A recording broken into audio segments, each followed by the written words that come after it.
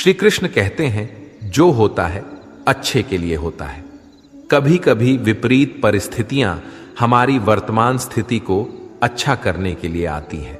मन चंचल होता है, ये इधर उधर भागता है और किसी भी कार्य की एकाग्रता का दुश्मन है। लेकिन यदि यह व्यक्ति के बस में हो जाए तो इससे अच्छा कोई मित्र नहीं। इसीलिए मन को एकाग्र करना जरूरी है, और मन को एकाग्र करने के लिए बस थोड़े से प्रयास और अभ्यास की जरूरत होती है। भगवान कहते हैं, मेरे लिए ना कोई घृणित है, ना कोई मित्र, ना ही कोई प्रिय है, ना कोई निर्धन है, ना ही कोई धनी है। बस जो भक्तिभाव के साथ मुझे याद करते हैं, मैं उनका हूं और वो मेरे।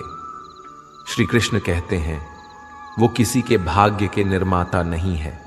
व्यक्ति खुद ही अपना भाग्य लिखता है। आप जैसा बीज बोएंगे, आप वैसा ही फसल काटेंगे। आप जैसा कर्म करेंगे, आपको वैसे ही परिणाम मिलेंगे। यदि विद्यार्थी मन लगाकर पढ़ाई करेंगे तो परीक्षा में सफल होंगे। इसीलिए हर व्यक्ति का भाग्य भी तभी बदलेगा जब वो अपना कर्म करेगा। धर्म और संदेह से परे जब भगवान आपसे प्यार करते हैं तो आप हर चीज से प्यार करते हैं। श्री कृष्ण कहते हैं, कभी खेत में किसी किसान को खेती करते देखा है?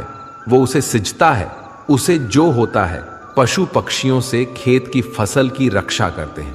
परंतु एक बात का वो सबसे विशेष ध्यान रखता है कि कहीं खेत में खरपतवार ना उग जाए, क्योंकि एक खरपतवार खेत की सारी फसल को नष्ट कर सकती है।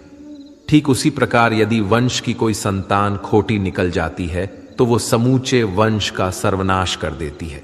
इसीलिए संतान के लालन पालन में विशेष ध्यान देना आवश्यक होता है, क्योंकि संतान वो फसल होती है जो वंश के आने वाले समय को महान बना सकती है या फिर वंश का पतन कर सकती है। श्री कृष्ण कहते हैं, व्यक्ति को सदैव बुराई से बचकर रहना चाहिए। अगर कोई बुरा कर्म करता है तो वो कर्म आपको अपने जीवन में ही भोगना पड़ता है। जिस प्रकार बछड़ा झुंड में भी अपनी मां को ढूंढ लेता है, वैसे ही कर्म का फल आपको हजारों की भीड़ में भी ढूंढ लेगा। ईश्वर कण कण में निवास करते हैं।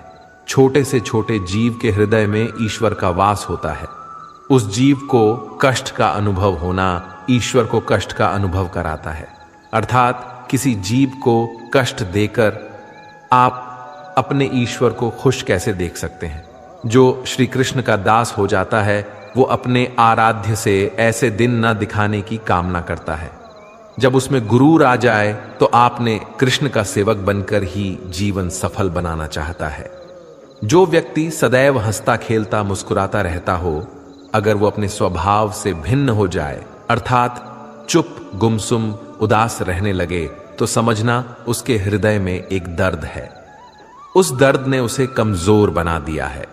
जिस व्यक्ति के पास संपूर्ण धन दौलत ऐश्वर्य वैभव सब है मगर संतुष्टि नहीं है, उस धन दौलत का कोई अर्थ नहीं है, क्योंकि वो व्यक्ति सदैव असंतुष्टि की स्थिति में रहता है। जिसके पास संतुष्टि है वो थोड़े में भी संतुष्ट रहता है।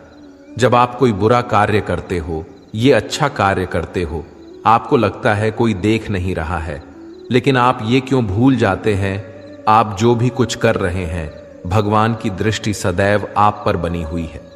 इसीलिए आप ये ना समझे कि आप अकेले हैं। भगवान सदैव आपके साथ होते हैं। कहते हैं, मन के हारे हार है और मन की जीते जीत। अर्थात जिस प्रकार सकारात्मक विचारों से सफलता मिलती है, उसी प्रकार नकारात्मक विचार असफलता के मार्ग की ओर अग्रसर करते हैं। क्योंकि जैसा हम सोचते हैं वैसा ही हम बन जाते हैं, और अपने विचारों के माध्यम से ही हमें नकारात्मक और सकारात्मक परिणाम मिलते हैं।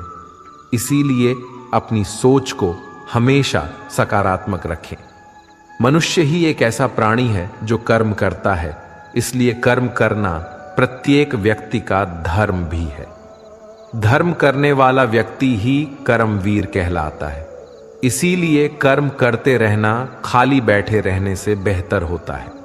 श्री कृष्ण कहते हैं, अगर आपको याद ही नहीं कि गुच्छे की कौन सी चाबी ताले को खोल सकती है, फिर भी आप लगातार ताले को खोलने का प्रयास करते रहते हैं।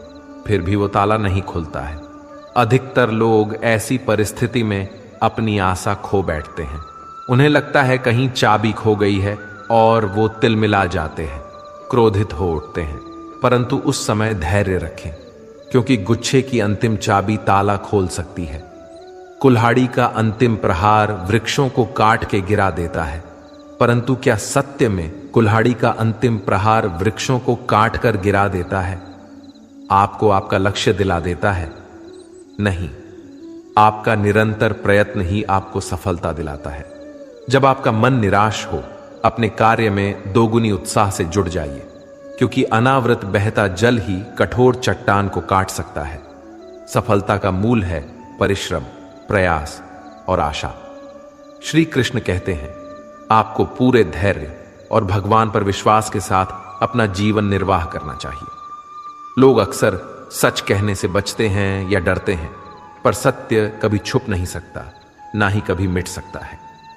हम कितना भी छुपा लें, एक दिन सच तो उजागर हो ही जाएगा।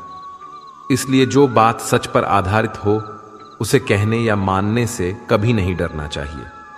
लोग अपने शरीर को सुंदर बनाने में लगे रहते हैं, पर आत्मा की सुंदरता शरीर की सुंदरता से कहीं ज्यादा महत्वपूर्ण है। शरीर तो नश्वर है, मिट्टी से बना है और मिट्टी में ही मिल जाता है, पर आत्मा अमर है। इसलिए आत्मा की सुंदरता पर ध्यान दो। आत्मा की सुंदरता स्वयं को भगवान में लीन करने में मिलती है। जो अज्ञानी व्यक्ति होता है, वो ये गलत फहमी पाल लेता है कि मैं करता हूं, सभी कार्य मेरे द्वारा किए जा रहे हैं। ऐसे में उसमें अहंकार घर कर लेता है। परंतु इस सृष्टि में जो भी हो रहा है, सब कुछ भगवान के इच्छा से हो रहा है। अज्ञानता के कारण व्यक्ति में जब अहंकार जन्म लेता है, तो उसका पतन होना निश्चित है। श्री कृष्ण कहते हैं, मनुष्य का जीवन ऋतुओं के समान होता है। आज ग्रीष्म तो कल वर्षा, परसों शीत। तनिक संकट आया तो हम संयम खो बैठते हैं, तो तनिक ऋतु बदले तो हम अधीर हो जाते हैं। अपने आक्रोश, अपने क्रोध में हम उनसे ही संबंध बिगाड़ लेते हैं जो हमारे अपने होते हैं। क्यों ऐसा ही होता है ना? हमें लगता है कि हमारे अपने हैं, फिर से मना लेंगे। परंतु स्मरण रखिए, सादा ऐसा करना संभव नहीं होता। सागर की उछलती लहरों को तट सहता है, और यदि तट ही टूट जाए तो बाढ़ आ जाती है। हमारे संबंध दूध की भांति होती है। दूध तप कर उबल सकता है, परंतु यदि उसमें खटास आ जाए तो फट भी जाते हैं, और फटे दूध को चाहे कितना मत लो, उसमें से मातम नहीं निकलेगा। इसलिए अपने संबंधों को संभाल कर निभाना चाहिए। श्री कृष्ण कहते हैं, जो व्यक्ति अपने अहंकार से भारी हो जाता है, जिसमें अभिमान भर जाता है, वो उस पत्थर की भांति हो जाता है, जो भारी होने के बावजूद भी नदी की धारा में डूबकर अपना अस्तित्व खो देता है। अगर किसी लक्ष्य, खुशियां, सफलता की प्राप्ति में लंबा समय लग रहा है, प्रतीक्षा की अवधि अधिक है, तो हो सकता है आपकी अपेक्षा से ज्यादा आपको मिलने वाला है। अपने कर्म पर अडिग रहिए और विश्वास रखिए उस स्वर पर जो आपके कर्म की परीक्षा ले रहा है। जो लोग जीवन को भूत और अतीत के भरोसे छोड़ देते हैं, उन्हें श्री कृष्ण सावधान करते हैं। जीवन का अर्थ ना भूत है ना भविष्य, जीवन केवल और केवल वर्तमान है। इसीलिए वर्तमान में अपने जीवन का आनंद उठाइए। श्री कृष्ण कहते हैं, संगति या साथ, मित्र या साथी मनुष्य के व्यक्तित्व के लिए सबसे महत्वपूर्ण होती है। आप कहेंगे कैसे? मनुष्य अपने व्यक्तित्व के लिए उत्तरदायी होता है, परंतु मनुष्य संगति में ना चाहते हुए भी उसका व्यक्तित्व संगत की भांति हो जाता है। मान लीजिए, एक पात्र में जल, दूसरे में दूध है और तीसरे में मलिन कीचड़ रखा हुआ है। यदि इस जल को दूध में मिला दें तो ये जल दूध बन जाता है, और यदि इसी जल को हम मलिन कीचड़ में मिला दें तो ये जल कीचड़ बन जाएगा। ऐसी कोई युक्ति नहीं कि जल बिना घुले मिले दूध या किचन में अपना अस्तित्व बनाए रखें या उनसे अलग रहे। और ठीक ऐसा ही मनुष्य के जीवन में भी होता है। यदि एक गुणहीन व्यक्ति गुणवानों की संगत में बैठे तो उसे लोग क्या समझेंगे? गुणवान सम्मान का पात्र समझा जाएगा, और यदि एक गुणवान व्यक्ति गुणहीनों के संगत में जा बैठे तो उसे भी तिरस्कार मिलता है। इसलिए अपने जीवन में सदैव संगति सोच समझकर सावधानी से चुनिएगा। श्री कृष्ण कहते हैं, वो सब कुछ करो जो तुम्हें करना है, लेकिन लालच से नहीं, अहंकार से नहीं, वासना से नहीं, ईर्ष्या से नहीं, बल्कि प्रेम, करुणा और भक्ति के साथ।